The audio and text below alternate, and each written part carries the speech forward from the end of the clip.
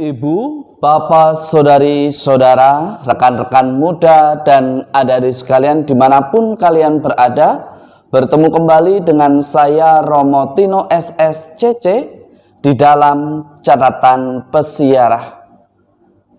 Hasil tidak akan pernah mengkhianati prosesnya yang dilakukan dengan tepat dan benar.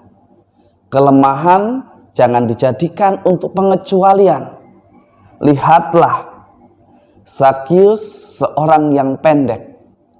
Dia tahu apa yang ia harus lakukan, dan hasilnya sungguh membawa sukacita dan pertobatan yang membawa kedamaian. Sebelum kita mendengarkan permenungan dari catatan pesiarah, marilah kita membuat tanda kemenangan Kristus. Dalam nama Bapa dan Putra dan Roh Kudus. Amin. Allah Bapa yang ada di surga, di hari yang baru ini kami serahkan panca indera kami agar berlaku baik sesuai dengan kehendak-Mu. Buatlah agar panca indera kami ini tidak menyesatkan siapapun dan juga tidak menyesatkan diri kami, namun menjadi sarana yang baik untuk menyalurkan berkat-Mu. Tuhan, sudahlah Engkau memberikan kekuatan, kerendahan hati, untuk kesediaan ditegur dan diajar demi keselamatan hidup kami di dalam menapaki persiaran hidup di dunia ini. Demi Kristus Tuhan dan pengantara kami. Amin. Ibu, Bapak, Saudari-saudara, rekan-rekan muda, dan adik-adik sekalian yang terkasih di dalam Yesus Kristus. Memang hidup tanpa uang tidak mungkin, tetapi juga jangan biarkan uang membeli kehidupan kita, hingga akhirnya makna kehidupan tidak mungkin terjadi di dalam hidup kita. Di dalam bacaan pertama pada hari ini dari kitab Wahyu, Yohanes bersabda bagi jemaatnya dan juga memberikan pelajaran kepada Anda, saya, serta kita semua agar bertobat, agar kita senantiasa berlaku kudus dan mencoba dari hari ke hari untuk selalu setia kepada Allah.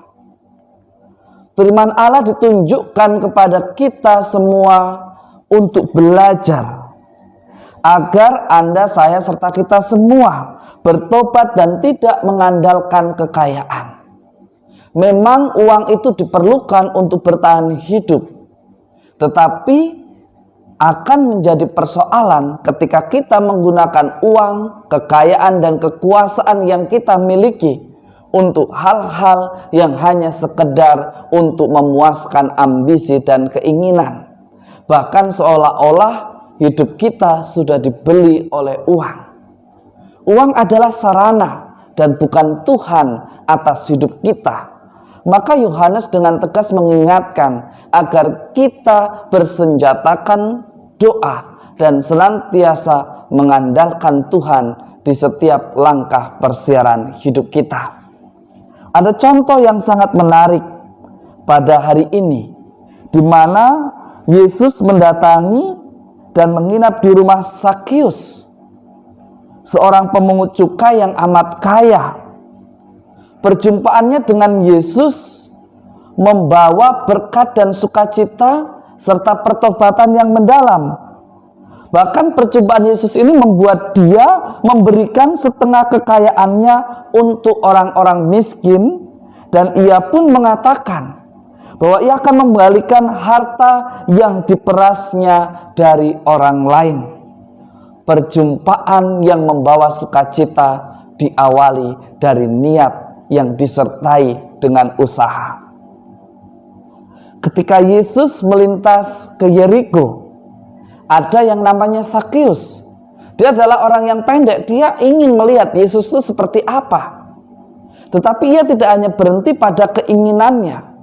Ia berjalan lebih cepat karena dia menyadari kelemahannya, menyadari kekurangannya, bahwa ia berbadan pendek.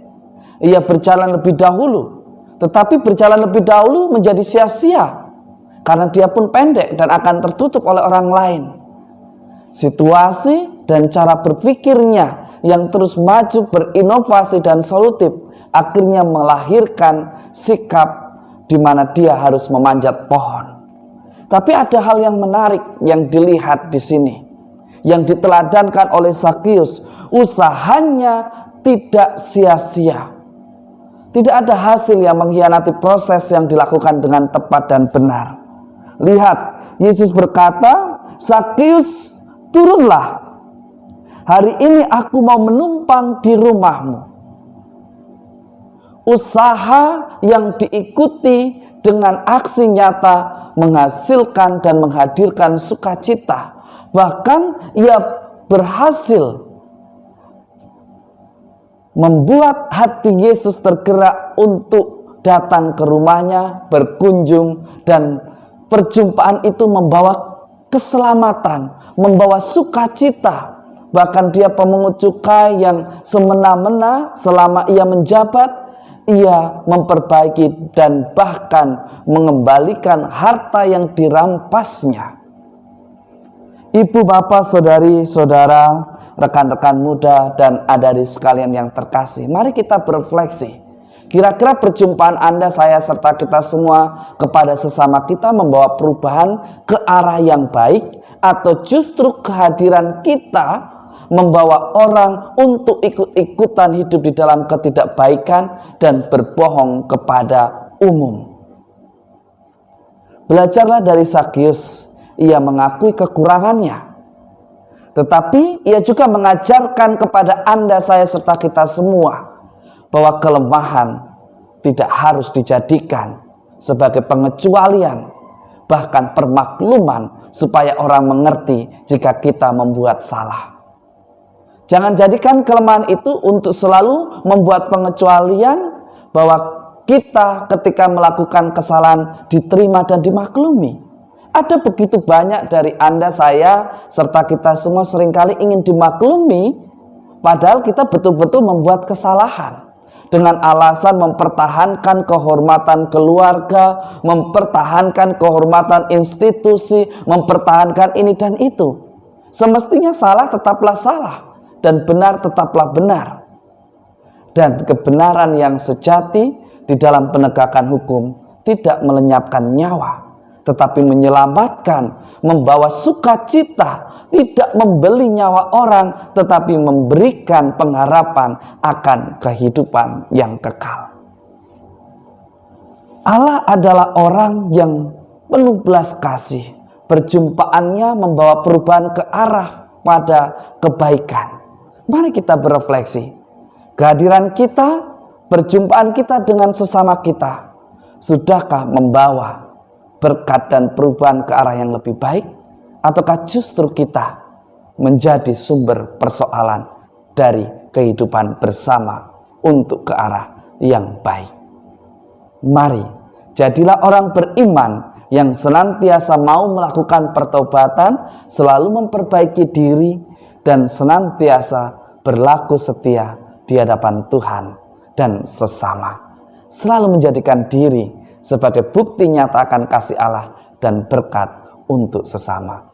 Semoga Tuhan memberkati dan melindungi kita semua, Bapa dan Putera dan Roh Kudus. Amin.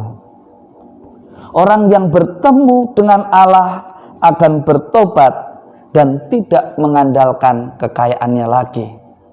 Jika Anda, saya, serta kita semua mengaku diri sebagai murid Kristus dan anak-anak Allah, mestinya di dalam hidupnya selalu bersenjatakan doa dan mengandalkan Allah di setiap lembaran kehidupan yang kita jalani.